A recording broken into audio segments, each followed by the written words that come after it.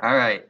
Hi, it's Jerry Roberts back again with another edition of Newsmakers, the Plague Year. And today we have a special Angry Poodle edition. We've brought back the very first guest that we had on this series, these many months ago. It's astonishing. I've worked my way back to you. Nick Welsh is with us, the executive editor and chief columnist of the Santa Barbara Independent. How you doing, brother? I haven't seen you in a while. It's been a while. The tail wagging the dog. Yeah, I'm back here. You know, the first shall be last. Well, how's things going? I know the last time you were on, I asked you about, obviously the decline of advertising, the steep decline of advertising for every newspaper everywhere. And you said, quote, "The wolf is definitely at the door." Where's the wolf now? How things go? I kind of feel like three little pigs. You know, the wolf is there, but have we gone from bricks, or are we at straw, or are we at mud? You know, I think we're somewhere between. We got some straw, we got some mud. All right. We're still here. All right, and you still have the subscription available, as I understand it. He asked. $29.99. Just $29.99. And from Hawaii, it's the same price. And after midnight, it's the same price. I just have to change my shirt to pretend I'm somewhere other than my living room, you know. I know. I want to have a luau. Where are the cheese churches? Well, while you're there in the stick mud house, it seems that the mass psychosis has taken over once again at City Hall in the face of escalating COVID case numbers and escalating number of deaths and escalating everything else. The city council has taken the brave view to keep the bars open until 12:30. What the hell is that about? Well, you know, I think that meeting just goes to show that meetings have a life of their own and that things kind of snowball and in ways that even the perpetrators have no idea. So, like last night, on the table was an ordinance to say, well, what do we think about this State Street promenade? The clock is about to expire. Do we want to re-up it? And of course, the answer there is a big resounding yes. Everybody loves it. Sure. That's going into the DNA of the city one way or the other. But the other thing that happened was the State Street bar owners, restaurant owners, and lounge owners. I love the word lounge. Nobody is a bar. They're all restaurateurs now because in order to be on the sidewalk, you have to serve food. So this one guy who goes there, we're not slinging shots anymore. We're serving food. All right, dude. Fine dining. Fine dining on the street. So they did, I have to give them credit, a serious full court press. They came down hard. The owners were there. The employees were there. And the employees were especially moving. And, part of me, thinks, well, if they had gotten their $600 a week supplemental unemployment check, maybe they wouldn't be so desperate. Sure. But their desperation definitely moved the council, and I think the council had already been stampeded.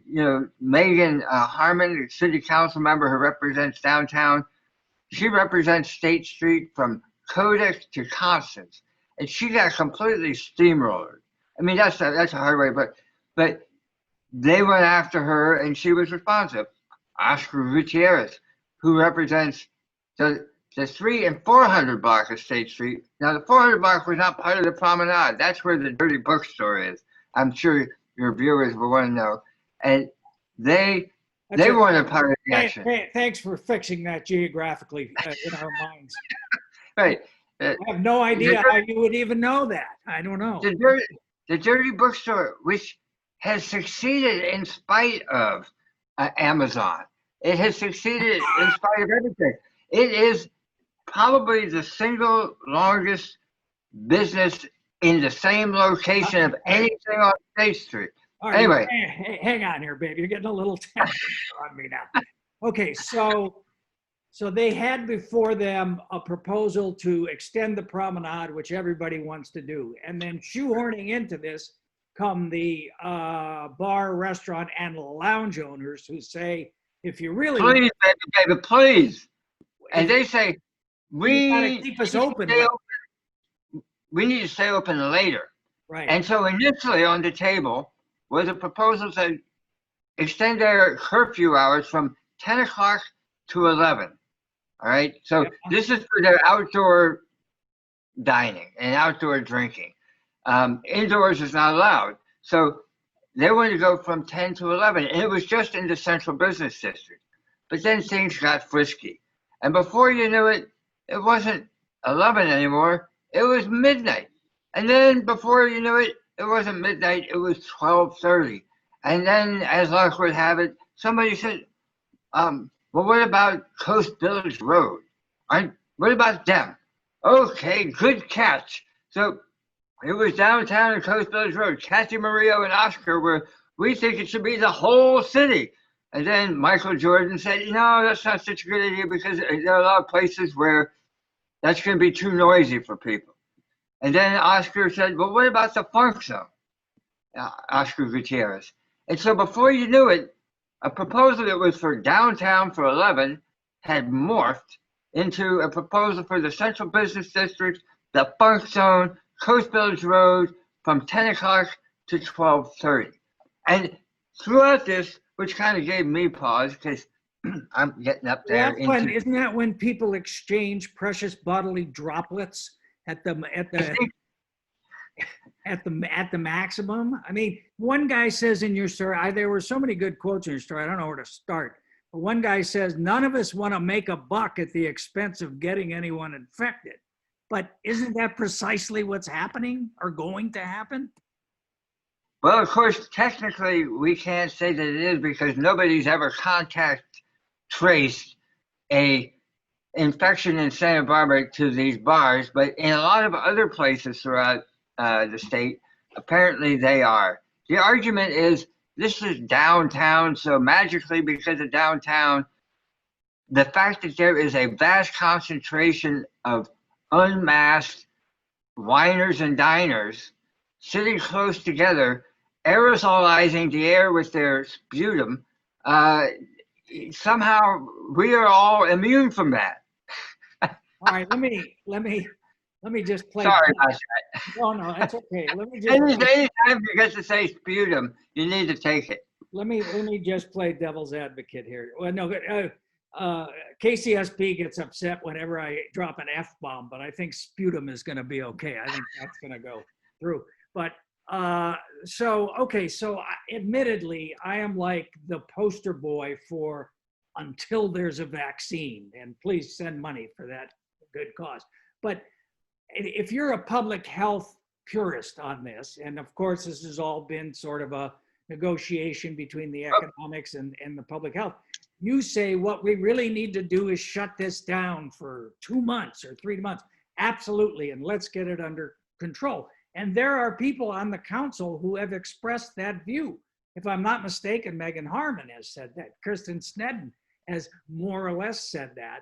But then they end up getting stampeded here on the other side of it. And, I'm not talking about anybody's, job or anything like that. But the reason the economy screwed up is because we have the pandemic, because we have the coronavirus. So shouldn't we be putting that as the priority first? Or am I just foolishly imagining? Well, I think there's a reason you're staying in your home. I mean, I think that there are ways and there are places where they've done these parklets, which is another one of these new words that I just love. I don't know what's a parklet, but they're everywhere. Like if you go up on the Mesa over by Rose Cafe, that is a shameless plug for one of my favorite restaurants, by the way. They got the hay bales out there and the seating is pretty far apart. And if you go there, you're not in a sort of urban concentration of human beings. Whereas if you're on the 500 block of State Street, it's pretty intense. And there's no way you can have 6 feet separation from anybody there. So I think that there's this balancing act that the city is trying to walk that we actually have to walk, unfortunately, because we aren't being paid not to go to work. We don't have that sort of situation. But what is conspicuously missing and what was conspicuously absent from the conversation last night, which got me a little grumpy, was just the fact that where is the enforcement? Where is the education? Where is the outreach? And it was alluded to in some sort of whimsical way, which is probably has much substance as the aerosol vapors that we alluded to before. There The is cops, there is none, right? There's no enforcement at all. there's some. I shouldn't. The city attorney's office has recently hired a sort of a young attorney named Denny Way, who is their enforcer.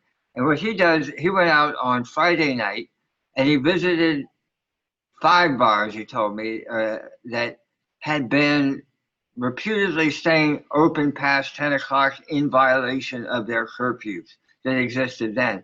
And he educated them. And he didn't say whether he knew for a fact that they didn't exceed their curfew hours anymore, but he felt that they had been educated. So he's going to be doing that. But no, I mean, I got a text. Where are the cops in all this?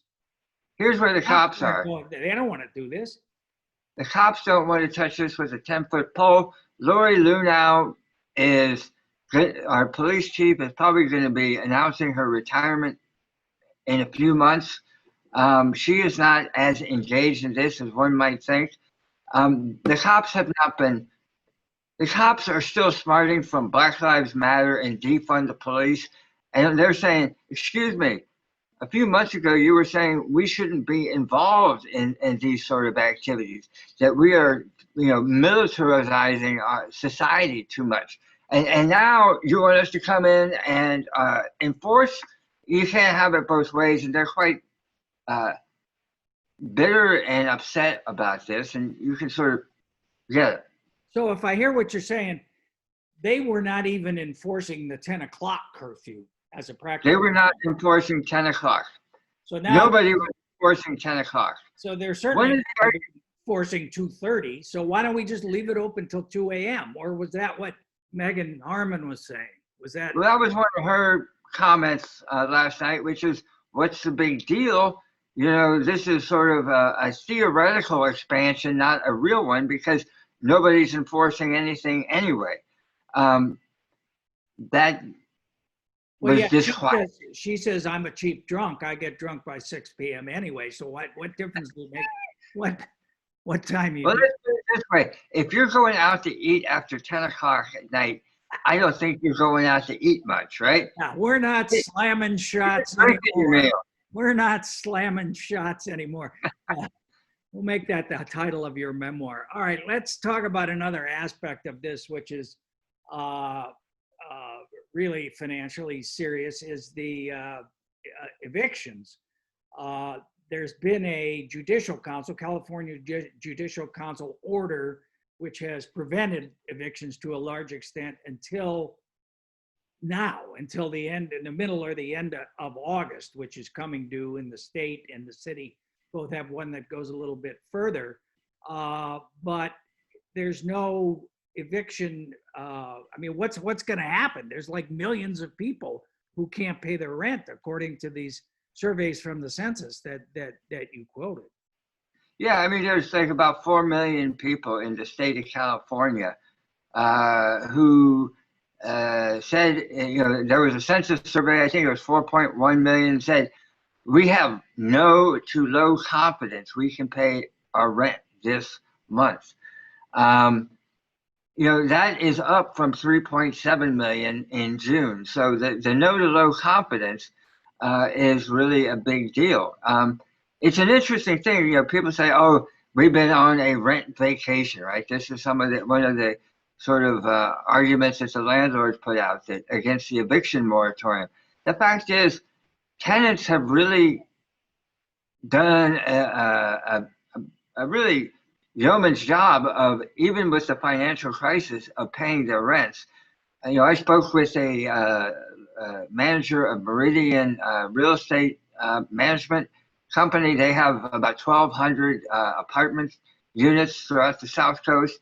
They said about 4% of their units are not being paid for by the tenants. Now, some landlords have whose properties they manage have created carve-out deals with the tenants saying, don't worry, you only have to pay half.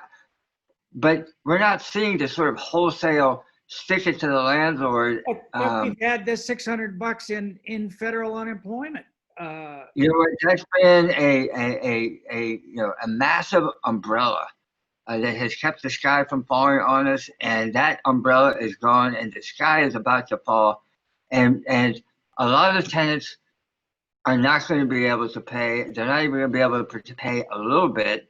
And as you noted, on August 14th, the Judicial Council order that says no court can process an unlawful detainer unless it's an emergency goes away. And so what is left is, Gavin Newsom, the governor, has a September 30th order. The city and county of Santa Barbara have September 30th orders, but those are considered flimsy. And without the Judicial Council, that's really the roadblock. So people are quite worried, and there is a bill that's going to the Senate Judiciary Committee on this week. That was AB Assembly Bill 1436. Okay. Yeah, and that one was proposed, was co-sponsored by Monique Limon, our assembly person, and a guy named David Chu.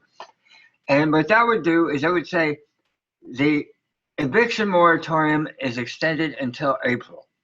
But, and here's the big but, what they also did, they said, but there's a lot of landlords out there who have been taking it in the shorts, and they're going to take it way worse in the shorts, and we need to protect them too.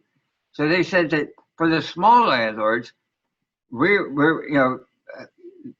landlords are going to get what they call mortgage relief. So the banks can't foreclose on them. And they said that if you're a small landlord, which is defined between 1 and 4 units, you have 12 months, in order to work something out with your bank. If you're a larger one, you got 6 months. But one of the deals here is, according to this legislation, is that the banks can't say, all right, whatever you owe us, you have to pay us back in one lump sum. As a balloon payment. A balloon payment. So, and then the other downstream possible impact that you noted in your story, which I hadn't thought of, which is if this doesn't happen, if there's not if you have this series of events where people are being evicted and landlords can't pay their rent, then you have these large commercial guys who kind of swoop in and buy up the distressed properties, the mom and pop operations, apartments, somebody lives there or whatever, that are going to be going under. That's a significant distinction there. Hey, wait a minute, time out. You're mute. I can't hear you. You hit your mute. Oh, okay. How's that? There we are. Thank you. Actually, That's it. Put that back on. It was pretty good. That's an important distinction. Santa Barbara is about 60% renters, and a large percentage of our rental inventory are the so-called mom and pops. These are people who aren't the big, but they don't have 1,200 units under their management. They've got 3 or 4 or 5 or 6, and it's their retirement income and supplemental income, and for them, they traditionally have been able to establish. They often charge less in rent. They're more accommodating to the fiscal realities of their tenants. And we all know anecdotally people who have been sort of subsidized in Santa Barbara by their landlords. I know this is sort of heresy to say, but there are certain landlords out there who have charged less than what they could get in the market, and as a result, people who aren't paid that well have been able to stay in Santa Barbara and contribute. Right. All right. These are the people who are going to be hammered. Okay. All right. And meanwhile, we have council member Megan Harmon, who appears to be in every scene of this play, and Kristen Snedden, who come together to, quote, launch a public conversation about vacancy decontrol. Anytime anybody wants to launch a public conversation, I start reaching for my wallet, make sure. So how does the vacancy decontrol? I mean, it's rent control, right? I mean, they want to tighten what's effectively the state rent control of 5% or the maximum you can increase rent. How does that play into all this? Well, I would say the timing could not possibly have been worse. I mean, the landlords are already, oh my God, we're dying here. They're dealing with the state rent control bill that went into effect last year. They're dealing with all these, which allows a maximum of 5% annual increase. 5%. And so what Kristen Snedden and Megan Harmon are proposing is we're going to bring that down to 2%, so that they can get like an automatic 2% a year if they want. But if they want to get more than that, they're going to have to justify it in front of some commission. So the ceiling just came down. Did it pass, or is that still a proposal, or where's that stand? It isn't even yet a proposal. It's just a conversation. Oh, it's just having a conversation. Okay. Yeah. And what is in terms of the conversation, what's the landlord's input on this? The landlords are kind of like incredulous. And so today, for this week on Tuesday, for example, there was a ordinance committee hearing of the city council where they were discussing how much money landlords are going to have to pay tenants who are evicted through no fault of their own in relocation assistance. Now, the tenant advocates were saying you need to pay 4 to 5 months rent worth to every single occupant of a unit if they are forced out. Say, like if I want to remodel my apartment and rent it out differently and gentrify it, let's use that word, that's what they had to pay. The city is proposing something significantly less, but it's about $2,300 at the bottom end, and it's unclear if that's per renter or per unit. So that's a pretty major detail that still has to be hashed out. But in the course of that conversation, this new initiative came up, and it was not well received by the landlords, predictably, and it was embraced by a whole lot of people. It should be acknowledged. Santa Barbara's rental market is cruel in the extreme for what people make here, and what landlords can get and what people can afford to pay are very different amounts. And many people are standing on their tiptoes, and the water level is well over their nose, and they can't survive. You have, at the school district, a lot of people leaving certain, where McKinley and Cleveland schools are in particular, which typically, low-income Latino working families, those schools are seeing a drop in their enrollments not because these people want to go form pods, but because they can't afford to stay in Santa Barbara anymore and are being priced out. All right. Well, speaking of cruel things, your other piece this week is on the unfortunate demise of Bossy the Cow, the 80-year-old plaster cow that was used to be on top of the old McConnell's ice cream headquarters on Milpas and Cannon Perdido. Milpas and Cannon Perdido. And we woke up one day recently, and Bossy had either fallen or been pushed or leaped. We're not sure which, but smashed to smithereens apparently, which is just. I understand your narrative sense. You have a need to